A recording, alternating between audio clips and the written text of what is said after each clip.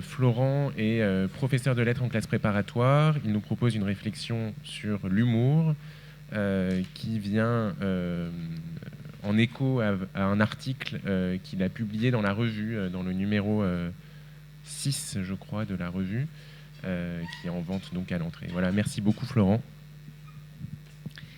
Merci Paul Loup. Alors je suis moi-même très très heureux de vous faire part de quelques réflexions sur la question de l'éthique de l'humour. Alors j'allais dire, on va passer à un sujet moins austère que la neurojustice, quoique, puisqu'il va s'agir pour nous ce matin justement de prendre l'humour au sérieux, parce que c'est une question très sérieuse en fait, l'humour. Je joue là d'ailleurs avec une formule du philosophe Vladimir Jankélévitch, qui est amateur de paradoxes, et qui nous dit que justement l'humour c'est sérieux. Il a conçu un concept qui joue de façon assez importante dans sa philosophie, le concept de sérieux humoresque. Alors, avant d'entrer dans mon propos, je vais peut-être quand même écarter ou régler une question terminologique. Parce que quand on parle du rire, quand on parle de l'humour, quand on parle du comique, alors souvent on se livre à des exposés taxinomiques pour essayer d'établir une sorte de typologie des différentes formes du rire, de l'humour, etc. Bon, alors ça ne sera pas mon propos, puisque justement mon propos est un propos synthétique, c'est-à-dire de considérer ce qui va réunir un petit peu tout ce qui a trait à l'humour. Alors pourquoi est-ce que j'ai choisi ce terme d'humour plutôt que les autres termes, par exemple celui de rire qu'avait choisi Bergson? Eh bien parce que ce terme d'humour me semble sur le plan éthique tout à fait intéressant dans sa construction, dans sa création. C'est un mot qui est apparu en français à la fin du XVIIe siècle, pour être plus précis en 1693. C'est sa première mention dans la traduction d'un ouvrage anglais, l'essai sur la poésie du chevalier Temple. Alors c'est pas étonnant que ce soit dans la traduction d'un ouvrage anglais que le mot apparaît, puisque le mot humour est une co-création franco-britannique. Voilà, puisque les Anglais nous reprennent le mot humeur. Donc ils vont attribuer à ce mot un nouveau sens, et nous allons reprendre à notre tour le mot humor, ou humeur d'ailleurs, en reprenant notre mot français mais avec le sens anglais, dans ce nouveau sens. Alors justement, ce tour de passe-passe, un peu cet échange culturel qui se produit autour de la question de l'humour, elle me paraît très intéressante par rapport justement à la question éthique et à la question du sérieux de l'humour. Alors, pourquoi ? Au départ, ce mot humeur que nous avons en français, vous le savez évidemment, il renvoie à la médecine antique, la médecine d'Hippocrate et de Galien, formalisée par Galien, qui veut que nos tempéraments soient régis par les humeurs que nous avons dans notre corps.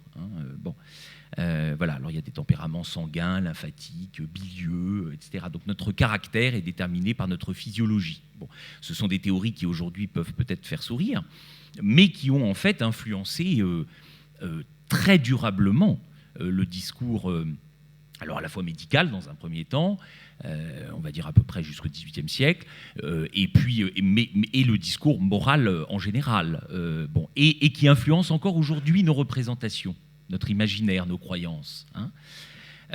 Donc, les Anglais reprennent ce mot humeur et ils vont donner à ce mot un sens nouveau, donc appliqué au comique. Et alors, ça va désigner en fait la manière de faire rire, quelque chose qui a trait au mode plaisant en général. Donc quelque chose qui justement est en quelque sorte déconnecté de l'effet que l'on produit, le rire, chez quelqu'un. C'est une sorte de mode d'être, un peu l'humour, et c'est surtout une espèce de stratégie. C'est un style, l'humour, pour les Anglais. Montesquieu, dans ses pensées, a d'ailleurs donné une définition de l'humour anglais en disant c'est le plaisant de la plaisanterie. Voilà, cette espèce de force qui traverse, mais qui relève d'une intention. Alors je parle d'intention, et justement, c'est le point capital. Et c'est le point par lequel l'humour intéresse de manière essentielle l'éthique. Parce que, au fond, ce que nous allons interroger, c'est voilà, qu'est-ce que nous cherchons à faire quand nous manipulons l'humour, quand nous nous inscrivons dans une intention humoristique. Voilà, ce sera la question que nous allons examiner. Alors, cette intention renvoie forcément à l'éthique. Hein, qu'est-ce que je souhaite faire? Dans quelle intentionnalité je m'inscris? Et elle renvoie aussi au sérieux, évidemment. Alors, pourquoi justement prendre l'humour au sérieux? Alors, il y a une première raison qui est fournie par Bergson, je la mentionne évidemment, hein, c'est que l'humour, il se manifeste toujours en contraste par rapport au sérieux de l'existence. Voilà. Bergson a une très belle image dans le rire, hein, il dit le rire, c'est une sorte d'éruption volcanique dans le tissu des activités humaines, par lesquelles la nature humaine rejaillit, ressort, révèle ce qu'elle a de plus profond. Bon. Alors cette espèce de géographie symbolique que propose Bergson a son intérêt. Alors quelle est la différence entre ces éruptions volcaniques humoristiques et le sérieux de l'existence? Eh bien c'est tout simplement que, dit Bergson, le sérieux de l'existence répond à l'utilitarisme.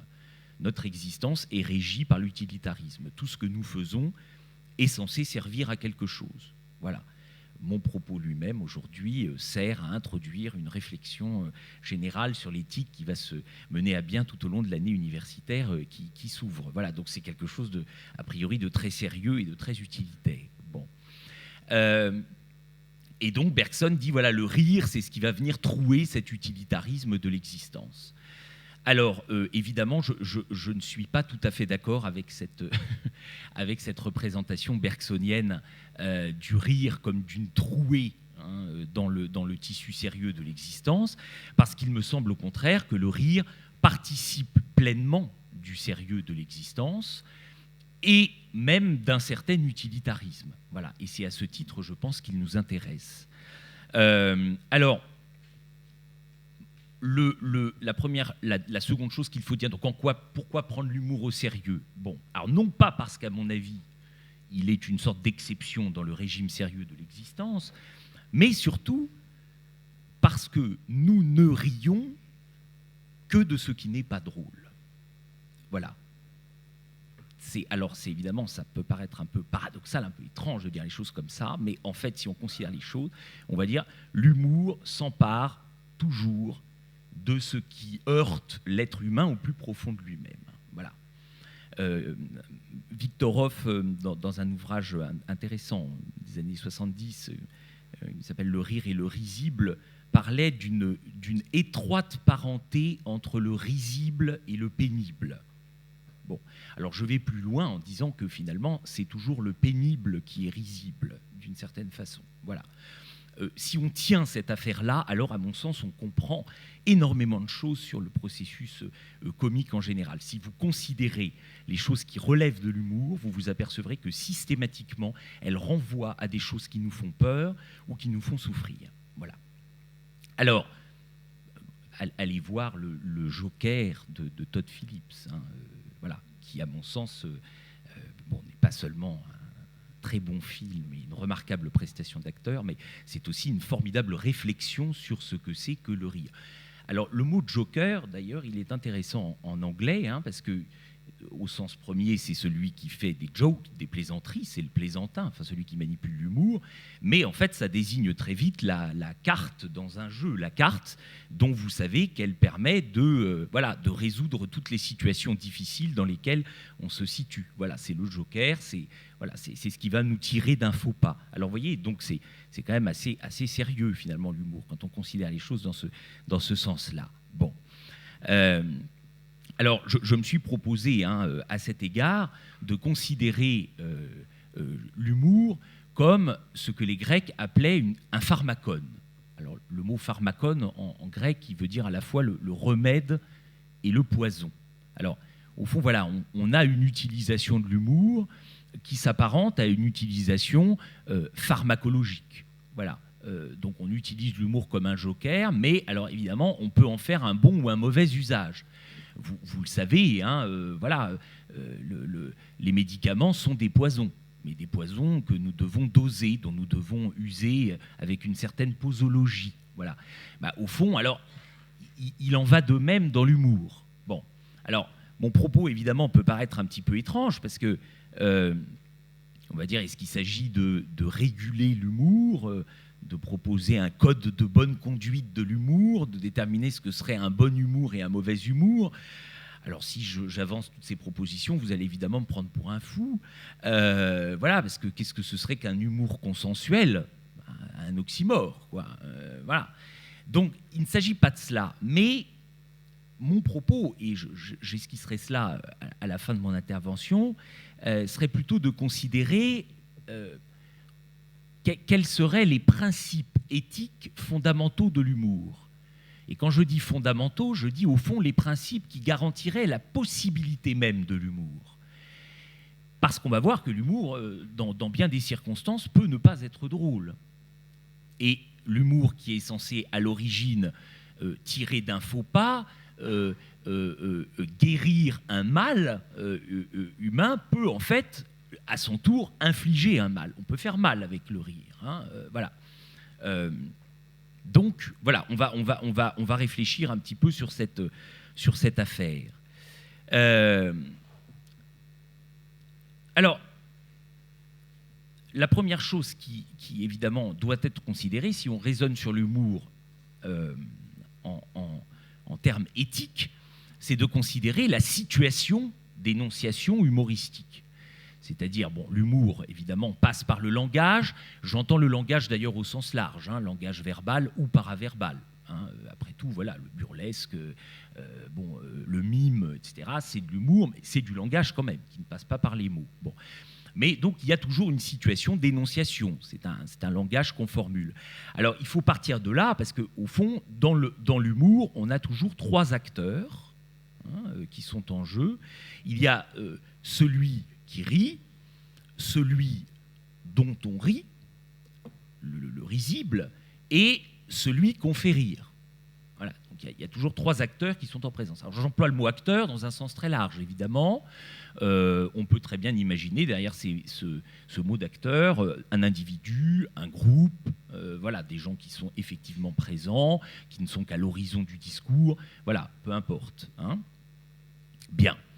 Alors, au fond, ce sont ces trois données-là fondamentales, hein, ces trois acteurs de l'humour qu'il faut considérer si on veut essayer d'aborder l'humour dans une perspective éthique. Alors, je vais d'abord aborder, pour engager notre réflexion, évoquer un épisode célèbre des annales de l'humour français, que vous connaissez certainement, hein, qui est une émission, le tribunal des flagrants délires, à laquelle avait pris part Pierre Desproges en 1982 sur France Inter, émission à laquelle, vous le savez, était invité Jean-Marie Le Pen. Bon. Alors, Jean-Marie Le Pen, dans un contexte assez particulier de son histoire politique, hein, puisque le Front National vient d'opérer sa première percée électorale. Bon, le Front National, au départ, n'était rien. Hein, c'était 0,2% de vote. Bon. Et dans le scrutin des dernières législatives de 82, des cantonales, pardon, de 82, le Front National opère sa première percée électorale. Alors, il est important d'évoquer le contexte. Je parlais de situation d'énonciation. Voilà, il y a un contexte particulier, évidemment, de cette émission. Alors Pierre Desproges, évidemment, prenant part à cette émission, lui, un grand humoriste, mais aussi du coup un grand théoricien de l'humour, voit bien quelle est la difficulté qui est la sienne. Bon. Il va effectivement, donc il joue le rôle du procureur, hein, c'est le principe de ce tribunal des flagrants délires, c'est un simulacre de procès, hein, voilà, donc de quelque chose de très sérieux. Voilà, là encore, on voit l'articulation entre les deux. Donc Desproges est censé jouer le rôle du procureur et Jean-Marie Le Pen le rôle de l'accusé. Bon. Et Desproges attaque son réquisitoire sur la question de savoir quelle est sa marge de manœuvre à lui en tant qu'humoriste dans la situation qui est la sienne et quel peut être l'effet de son discours humoristique. Bon. Est-ce qu'on peut rire de tout ? Alors, Desproges va formuler ce propos, hein, on peut rire de tout, mais pas avec n'importe qui. Bon.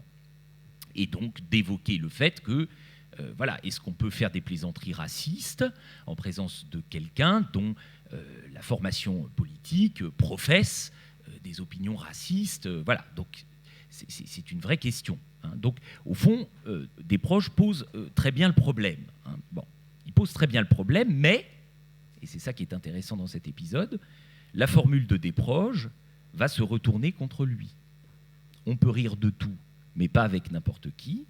La formule va faire Florès dans toute une constellation, une galaxie, notamment d'associations, de partis, de mouvements d'extrême droite, qui vont dire, bah voilà, au fond, il n'y a pas de limite à l'humour. Hein, vous voyez, Desproges l'a dit, on peut rire de tout, on peut faire des plaisanteries sur tous les sujets, à condition d'être en bonne compagnie. Donc le propos de Desproges est complètement retourné contre lui. C'est le jeu du pharmacone. Hein, le remède est devenu poison. Bon. Alors, ce qui est intéressant d'ailleurs, hein, c'est la façon dont Desproges va essayer de se tirer de cette affaire, finalement. Hein, parce qu'évidemment, il est conscient que la chose lui a échappé et qu'on a retourné son propos contre lui. Donc il va revenir, au fond, sur ce propos qu'il a tenu et il va essayer de préciser un petit peu sa formule. On peut rire de tout, mais pas avec n'importe qui. Il maintient le principe, mais il dit, voilà, au fond, on peut pas rire contre les faibles. Voilà, au fond, il faut considérer la situation de force, sur le plan social, dans laquelle se trouve la personne dont on rit. Voilà, le risible. Je dis la personne, vous allez me dire, on peut très bien rire d'un animal, on peut rire d'un objet, etc., mais l'humour anthropomorphise. C'est-à-dire que si vous riez d'un chat ou d'un chien, c'est qu'en fait vous le comparez à un être humain, et c'est en cela qu'il vous fait rire d'ailleurs. Hein. Bon, même chose pour un objet d'ailleurs, puisqu'un objet est aussi, renvoie aussi à la personne humaine. Hein. Je fais juste cette petite parenthèse. Bon. Alors, ce qui est intéressant quand on considère, parce que je me suis plongé un peu pour avoir peu travaillé la question, dans l'état de la critique sur le sujet de l'humour, et il est très frappant que finalement, peu de gens se sont penchés sur les enjeux véritablement éthiques de l'humour. Hein, la bibliographie, qui est absolument pléthorique sur la question du rire et du comique, devient beaucoup plus restreinte si on considère justement les ouvrages portant véritablement sur la question de l'éthique de l'humour. Alors, les propos que je suis en train de développer ont aujourd'hui une espèce de retentissement particulier dans un contexte qui se développe, on va dire, depuis le début des années 1980 et qui relève de ce que Gilles Lipovetsky, que vous connaissez peut-être, sociologue, hein, a décrit dans un ouvrage qu'il a rendu célèbre, d'ailleurs, qui s'appelle L'ère du vide, qui décrit en fait le phénomène de la postmodernité, qui paraît en 1983.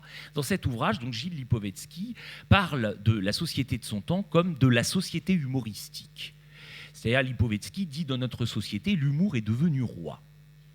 Il est devenu en fait voilà, une situation, un paradigme au sens propre, hein, c'est-à-dire une espèce d'organisation d'ensemble verticale, hein, régissant justement des relations de pouvoir.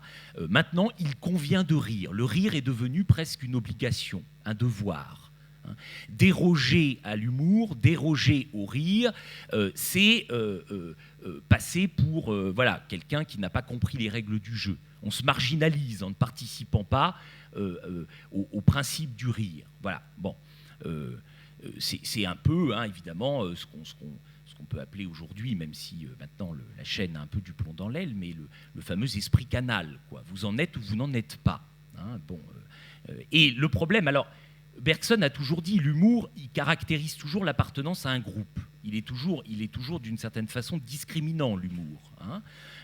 Voilà, il a une belle expression, hein, Bergson, pour décrire ça. Il dit qu'il faut être de la paroisse, quoi. Bon, pour rire, il faut être de la paroisse. Ça constitue un groupe. Il y a des jeux de connivence. Un groupe se constitue toujours à partir de l'humour. C'est un des vecteurs essentiels de sociabilité. Quand un groupe se constitue où que ce soit, on va déterminer un code humoristique qui va être une manière de vivre ensemble, en fait, hein, de constituer le groupe et aussi de le constituer en différence à ce qui n'appartient pas au groupe.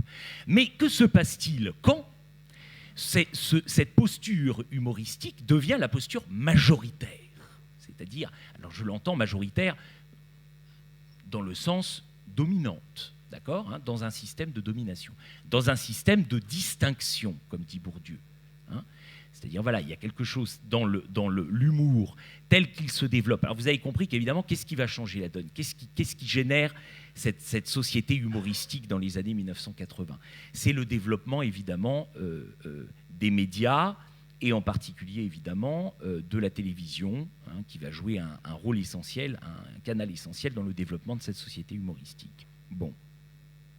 Et alors Lipovetsky va très loin quand il analyse ce phénomène, parce qu'il dit, au fond, si l'humour est devenu roi, bah, au fond, c'est qu'on est en train de liquider le rire. On assiste à une phase de liquidation du rire. Au fond, l'humour ne sert plus à faire rire, l'humour ne sert plus qu'à affirmer un processus de domination, un processus de discrimination sociale, en fait. Hein. Il est un marqueur, il devient un marqueur d'appartenance aux classes dominantes dans la société. Bon. Alors évidemment, si vous envisagez hein, la chose, le contraste avec, je sais pas, prenez le XVIIe siècle et la cour de Louis XIV, hein, bon, là, il convenait d'être sérieux. Bon, même quand on représente Tartuffe à la cour, hein, on dit que l'Assemblée a souri 3 fois pendant la pièce. Bon, hein, voilà, c'était pas parce que le lieu, et puis bon, évidemment le sujet de la pièce, j'y reviendrai, mais voilà, le lieu imposait quand même une espèce de bon. Alors l'un des canaux par lesquels se développe aussi cette société humoristique, c'est le fameux one woman, one man show. Hein, qui est, vous le savez, devenu aujourd'hui dans le spectacle vivant, là aussi majoritaire. Hein, bon. Avec des échanges entre les deux, évidemment, puisque les humoristes sont invités sur les plateaux de télévision. Voilà, être lancé à la télévision peut permettre de se faire connaître à la scène. Bon. Alors, on a un enjeu éthique de l'humour de premier plan, hein, avec cette histoire de société humoristique. Il s'accentue encore, ce phénomène, si l'on considère que maintenant, ces fameuses émissions humoristiques s'emparent aussi de sujets politiques. Alors c'est le fameux modèle, c'est le fameux schéma de ce qu'on appelle les émissions conversationnelles. Hein. Alors vous en connaissez le principe, hein, vous avez un animateur vedette, hein, je reviendrai là-dessus, qui a un certain nombre de chroniqueurs habituels de l'émission et puis qui invite souvent des personnalités extérieures. Tous ces gens-là sont autour d'une table et le principe quand même, c'est qu'on est là pour rire. On est là pour rire et pour faire rire. Bon. Alors, cette configuration, hein, d'ailleurs, sur le plateau de télévision, elle rejoint directement ce que je disais tout à l'heure sur la constitution du groupe, sur le caractère, l'axe de sociabilisation qui s'opère par le rire. Pourquoi? On a l'image d'un groupe constitué, en fait, quand on observe ces émissions conversationnelles. Hein, voilà, une bonne compagnie. Hein, une bonne compagnie. Bon. Alors, évidemment, qu'est-ce qu'on fait à l'occasion de ces émissions? On se paye la tête d'un certain nombre de gens qui, pour une raison ou une autre d'ailleurs, n'appartiennent pas, j'allais dire, à l'idéologie dominante. Bon, qui sont toutes, hein, ces personnalités minoritaires d'une manière ou d'une autre. Même si ce sont des personnalités qui occupent des positions de pouvoir dans la société.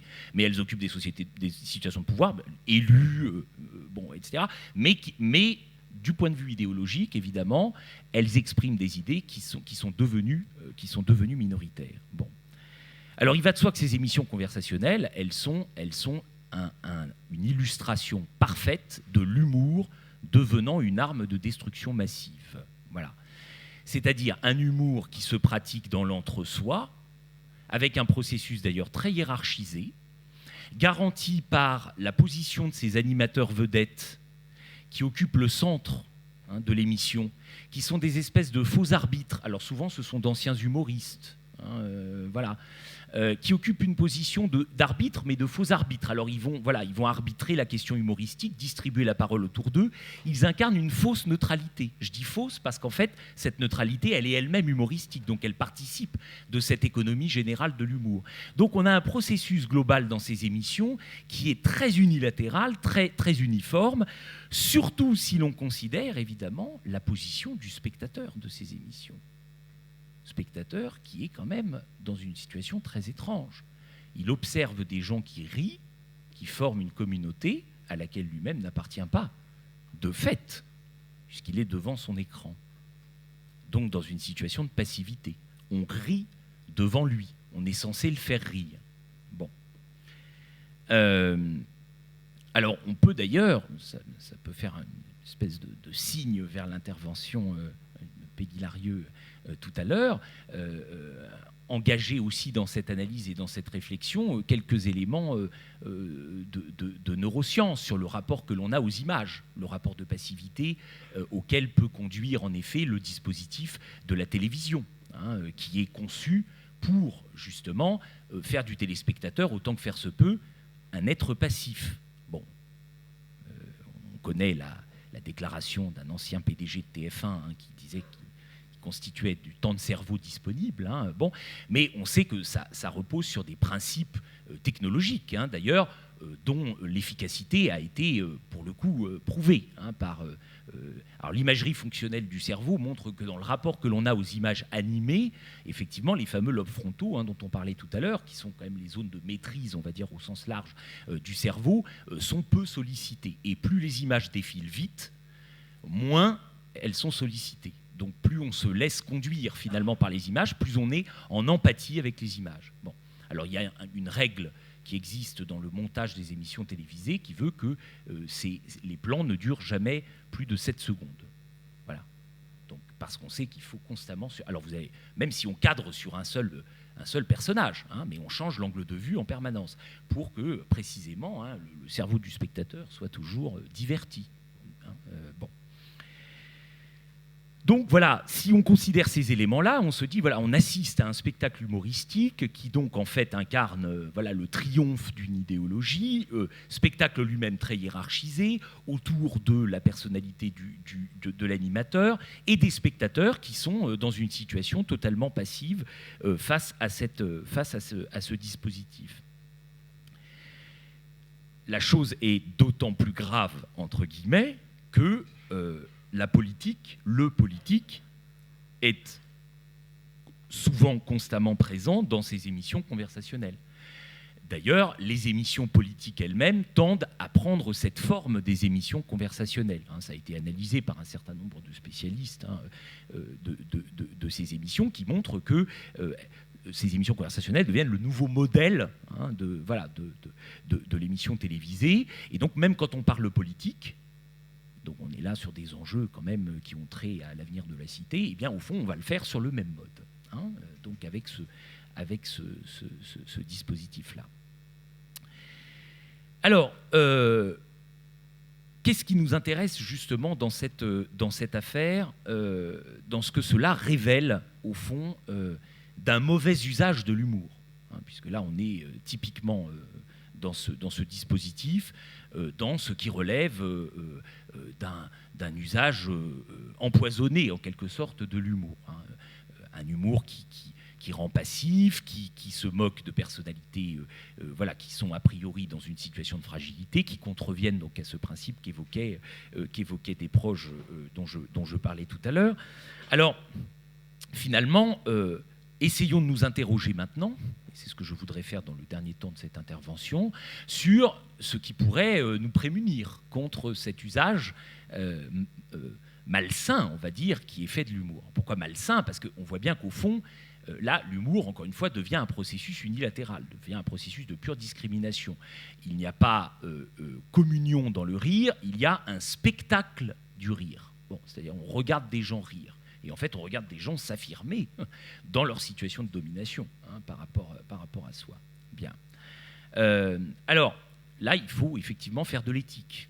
Il faut faire de l'éthique, il faut s'interroger effectivement à la fois sur la question de l'intentionnalité, sur la question aussi de la société dans laquelle on veut vivre. C'est-à-dire, si on se pose la question de l'intention, c'est qu'on s'interroge justement sur ce qui est visé dans l'activité à laquelle on se livre. Qu'est-ce qu'on va chercher à faire en se livrant à l'humour, d'une façon générale. Et ce que je dis là, sur le plan politique, dans le cadre de ces émissions, est aussi valable, j'allais dire, au quotidien. Bon. Alors, je propose 3 principes qui peut-être permettraient d'éviter un mauvais usage du pharmacone humoristique. Bon. une sorte de posologie de l'humour. Alors, ces 3 principes, je les ai nommés le principe d'ambiguïté, le principe du risque et le principe d'inclusion. Bon. Alors, le principe d'ambiguïté, d'abord. Qu'est-ce que j'entends par là? Ben justement, au fond, ce par quoi j'ai ouvert cette intervention.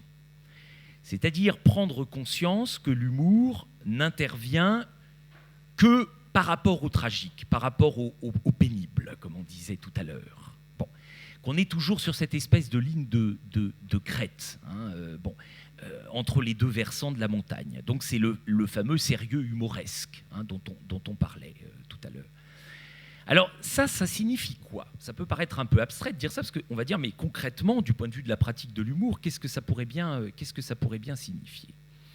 Mais justement, il me semble que ce principe d'ambiguïté permettrait de stigmatiser la pratique systématique du cynisme. Alors, pourquoi le cynisme pose problème du point de vue humoristique? Il est une des formes d'humour, hein, qui peuvent exister, évidemment. Mais, évidemment, la question du cynisme, c'est qu'il s'inscrit dans une pratique de dissolution systématique, de négativité pure. Hein, bon. Et au fond, il n'assume pas la positivité de sa position, puisque, voilà, au fond, tout humour se réclame d'une certaine vision de la société, tout humour est censé fonder une communauté, au nom de quel principe? Donc, il y a une sorte de déni dans cette affaire. Hein, il y a une sorte de déni. Alors, j'ai parlé de Tartuffe tout à l'heure, et il me semble qu'il est intéressant d'évoquer l'exemple de Tartuffe, parce que c'est un exemple absolument magnifique. Cette pièce est une réflexion, là aussi, magistrale, sur, au fond, sur cette affaire du cynisme. Parce que, quel est le problème de Tartuffe? Alors, on dit, voilà, au fond, la comédie de Molière, elle stigmatise l'hypocrisie. On dit, voilà, Tartuffe, c'est la satire de l'hypocrite. Bon. Et on met cela en rapport, évidemment, avec le parti des veaux, hein, dont Tartuffe semble être justement la caricature. Bon, voilà, c'est la lecture qui est donnée, en général, de la pièce. Bon. Mais quel est au fond le problème de Tartuffe? Le problème de Tartuffe, c'est pas tant qu'il ment, c'est qu'il ment mal. Et il ment tellement mal que la pièce va nous le montrer, justement, avouant ses désirs concupiscents pour la maîtresse de maison dans le foyer où il a élu domicile et où il est copieusement nourri, logé, blanchi. Bon. Donc il y a au fond, dans la posture de Tartuffe, un véritable cynisme. Ce qui veut dire qu'en réalité, que fait Tartuffe? Tartuffe refuse de mentir bien. Et c'est ça qui en fait, justement, l'objet de la satire molièresque. Tartuffe refuse d'accepter cette hypocrisie nécessaire au lien social. Hypocrisie par laquelle on ne dit pas aux gens tout ce qu'on pense d'eux, et ils ne nous disent pas tout ce qu'ils pensent de nous. Heureusement, la vie sociale en deviendrait proprement impossible. L'hypocrisie, comme l'humour, et il y a vraiment une gémellité entre les deux, est aussi un pharmacone, d'une certaine façon. Il y a la nécessité d'une vérité, on l'a dit, mais il y a aussi la nécessité d'un mensonge dans la vie sociale. Mensonge que nous perpétuons aujourd'hui. Vous faites semblant de m'écouter et peut-être de trouver mon propos intéressant, et je sais pas, et si vous êtes poli, vous m'applaudirez après, mais est-ce que c'est vrai, est-ce que c'est pas vrai, je sais pas, on en reparlera. Mais vous voyez, il y a tout un protocole, tout un processus qui se met en jeu. Il y a ce que Aragon appelait un mentir vrai. J'aime beaucoup ce terme, hein. Il accole les deux mots, mentir vrai en un seul mot. Qu'est-ce qu'il fait avec ce mot valise? Au fond, Aragon, il dit, il y a un mensonge qui est nécessaire, il y a un mensonge qui est vecteur de vérité. Voilà. Si vous dites à quelqu'un que vous êtes content de le voir, dans un contexte social, pas un ami que vous aviez, c'est vrai ou c'est pas vrai. Peut-être que ce n'est pas vrai, parce qu'après tout, vous préfériez peut-être ne pas être là. D'ailleurs, vous vous êtes tous levés tôt pour venir ici ce matin, en aviez-vous vraiment envie, etc., etc. Bon. Et puis, finalement, on se dit, oui, mais il y a une raison seconde qui est validée par le propos hypocrite. C'est qu'en attendant, on est content que la société existe, que le lien social perdure. Voilà, il y a une valeur propre du lien social. Donc ce que vous dites est à la fois vrai et faux. Vous voyez, dans un principe d'ambiguïté dans lequel, au fond, voilà, l'humour doit s'inscrire. Alors vous avez compris d'ailleurs que si je dis, au fond, le problème de Tartuffe, c'est pas qu'il ment. S'il ment, si c'est uniquement stigmatiser le mensonge, bon, d'accord, alors Tartuffe serait un piètre menteur. Mais on sait que Tartuffe n'est pas un personnage qu'on prend réellement en défaut. C'est un personnage dont, dès le début de la pièce, on sait qu'il est cynique. Ce qui veut dire que Tartuffe n'est peut-être pas forcément une comédie très drôle. Ce qui explique qu'elle n'est peut-être pas fait tant rire que ça. Voilà. Au fond, elle pose un problème intéressant. Et voilà, on est davantage dans une perspective de dénonciation, hein, bon, tout à fait salutaire. Bon. Donc voilà, essayer d'opposer ce principe d'ambiguïté à ce principe de cynisme qui veut qu'au fond, on doive dire la vérité dans la société. Mais qu'est-ce que ça voudrait dire, ça ? Qu'est-ce que ça voudrait dire ? Ces émissions conversationnelles, le fameux esprit canal dont je parlais tout à l'heure, qui a fait l'objet d'un certain nombre d'analyses d'ailleurs très intéressantes, hein, par des gens qui sont spécialistes de la communication. Mais au fond, le problème majeur qu'il pose, à mon sens, cet esprit canal, c'est qu'il suppose au fond qu'il y aurait une vérité unique, univoque, hein, qui traverserait la société et qu'au fond, une fois qu'on l'a comprise, on est du bon côté, quoi, on est du côté du manche. Bon, or, c'est un panneau, cette affaire. Nous devons nous mentir, c'est nécessaire. Bon. Le second principe donc, que j'évoquais, c'était donc le fameux principe du risque. Alors, bon, je m'intéresse ici évidemment à la position de l'humoriste. Alors c'est un peu lié à ce que je disais tout à l'heure, hein, d'ailleurs d'une certaine façon. Ce que j'ai reproché à ces émissions conversationnelles, c'est le fait qu'elles placent les humoristes dans une situation de domination sans contrepartie. Sans contrepartie. Il n'y a pas de contrepartie à la position de domination qu'exercent les journalistes ou les chroniqueurs qui sont dans ces émissions télévisées. Ils sont à l'abri de tout, d'une certaine façon. Ils pratiquent, encore une fois, un humour unilatéral face à des spectateurs qui sont de toute façon réduits au silence. Et même en plus, parce qu'il faut ajouter la chose, c'est encore plus vicieux que cela, bien souvent les spectateurs se retrouvent du côté des cibles. Hein.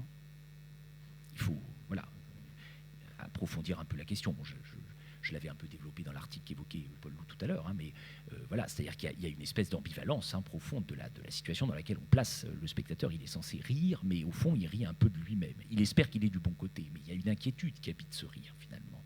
Bon. Alors là, je disais, au contraire, le principe du risque voudrait que, au fond, que l'humoriste s'expose d'une manière ou d'une autre. Hein, donc... à cet égard, on peut dire d'ailleurs que la disposition du spectacle vivant peut potentiellement placer l'humoriste dans une situation un peu plus risquée, un peu plus honnête, un peu plus participative, parce que le public rit ou ne rit pas. Enfin, voilà, il y a même si tout le dispositif qui est relatif évidemment au spectacle humoristique, par définition, est déjà très très cadré. Hein, j'allais dire, vous êtes là pour rire. Bon, mais voilà, on va dire il y a des situations qui sont quand même qui peuvent plus ou moins exposer l'auteur de l'humour. Donc, je pense, à mon égard, qu'il y a un vrai problème de l'humour à la télévision. Alors, encore une fois, on peut montrer un spectacle, on peut montrer un discours, ça, c'est pas le problème, mais de l'humour en direct à la télévision. De cet humour qui prétend, au fond, inclure le spectateur dans cette fausse communauté. Hein, qui est voilà. Donc je pense qu'il faut justement interroger ce dispositif et donc postuler l'existence du principe de risque. Le dernier principe, donc, à mon sens, hein, justement, c'est le principe d'inclusion. Alors j'ai dit tout à l'heure, voilà, il y a celui qui rit, celui qu'on fait rire et celui dont on rit, mais il est nécessaire, d'une certaine façon, de s'inclure un peu dans le dispositif, de s'inclure soi-même dans l'objet du rire. Voilà, ce qui rejoint d'ailleurs le principe de risque que j'évoquais tout à l'heure. Hein. Évidemment, les principes sont liés les uns aux autres. L'humoriste doit être aussi prêt à rire de lui-même. Il doit y avoir une permutation possible des rôles. Voilà, celui dont on rit doit pouvoir devenir celui qui peut rire. Parce que si ça s'exerce que dans un seul sens, alors effectivement, là, on n'est plus vraiment dans une pratique de l'humour, on est dans une pure et simple pratique de la discrimination sociale, en fait. Voilà. Hein, on change de principe. Alors pour donner un exemple, peut-être pour conclure sur cette affaire, au fond, un exemple d'humour qui correspondrait à ces principes éthiques, je pense qu'on peut évoquer le fameux sketch de Coluche. J'ai pas dit ça sur les sportifs. Bon, que tout le monde connaît, je suppose, ici. Voilà. Alors, Coluche qui commence son truc en disant parce que moi je suis mieux placé que vous pour parler des sportifs, peut-être parce que je fais du sport. Bon. Et alors là, évidemment, tout le monde rit dans la salle. Bon. Et Coluche de répondre, il sait que les gens vont rire. Donc voilà, il s'expose. Il s'expose volontairement, délibérément au rire des autres. Je vous remercie, c'est agréable. Bon, alors je vais vous dire, c'est de la mauvaise foi parce que ça ne peut pas se voir et je vais vous dire pourquoi je commence demain. Bon. Alors, là encore, si on regarde l'envers du décor, de quoi est-ce qu'on rit là ? On rit d'éléments qui peuvent susciter la stigmatisation sociale. La question du surpoids. On sait que le sport est toujours aussi, dans la société, la production d'une norme. D'où le fait que le sport a souvent accompagné des sociétés totalitaires, fascisantes, etc. Je vous invite à lire de ce point de vue-là W ou le souvenir d'enfance de Pérec, qui nous décrit une société dystopique, livré entièrement au culte du sport, de la beauté physique, etc. Donc on parlait tout à l'heure du normal et du pathologique, mais bon, le sport nous place tout le temps, là aussi mal employé, mal utilisé dans la perspective de la stigmatisation. Bon. Et donc on le voit, et on sait qu'après, les sportifs vont en prendre pour leur compte, dans le sketch de Coluche, donc ça va aller. Mais voyez, Coluche commence par cette espèce de mise en scène de soi face à son public, dans un humour où au fond, le public n'est pas purement passif, purement spectateur, il participe de la chose, on lui donne un peu la parole. On fait parler son rire, on l'interprète, etc. Bien. Voilà. Donc je pense qu'un exemple comme celui-là peut nous montrer, au fond, et je conclurai sur cette affaire, sur la vertu éthique essentielle de l'humour, qui est, j'en reviens à la question du sérieux, de dissiper ce que Sartre appelle l'esprit de sérieux. Alors, qu'est-ce que c'est que l'esprit de sérieux chez Sartre ? C'est cette espèce de vision illusoire de l'existence qui voudrait la considérer comme obéissant à une nécessité. Voilà, c'est ça l'esprit de sérieux. C'est, par exemple, je suis ici, moi, l'orateur devant cette salle parce que je suis légitime. Et il n'y a pas de doute là-dessus. Voilà.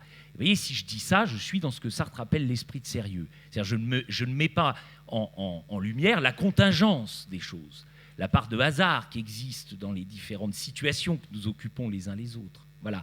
Et donc, cette dimension de la contingence, c'est ce qui permet de saisir la vérité de ce qu'est l'existence pour Sartre. Bon.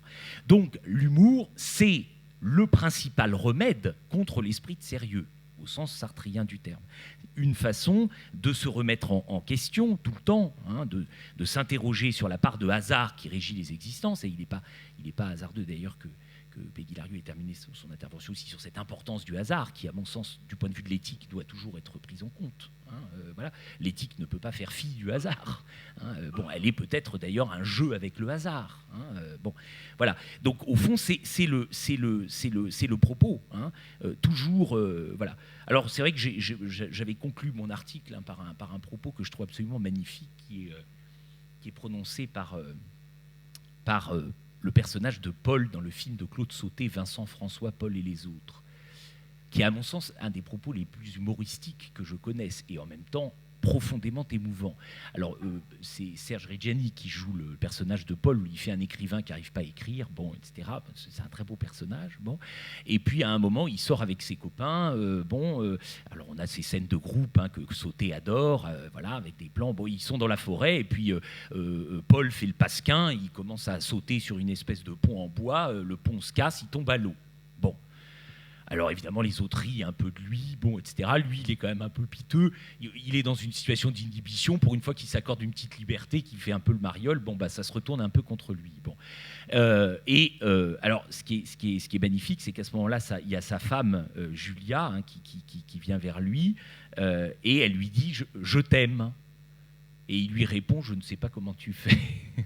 Voilà. Et ça, à mon avis, là, on a le propos humoristique par excellence. C'est-à-dire le personnage qui est capable voilà, d'adopter cette espèce de distance par rapport à lui-même, dans un jeu de connivence avec son public, donc en sympathie totale, et en même temps dans un regard, voilà, j'allais dire sans pitié par rapport à lui-même. On n'est pas dans le consensus. De fait, le personnage est quand même dans une situation assez piteuse, assez lamentable d'une certaine façon. Et vous voyez cette pirouette magnifique qui consiste à retourner une situation difficile, parce qu'au-delà de je suis tombé dans l'eau, je suis tout mouillé, il fait froid, il y a aussi je suis un écrivain, j'arrive pas à écrire, je sais pas trop ce que je suis venu faire ici-bas, et voilà, donc des sujets qui sont tout sauf drôles. Donc on est dans le sommet de l'humour, à mon sens.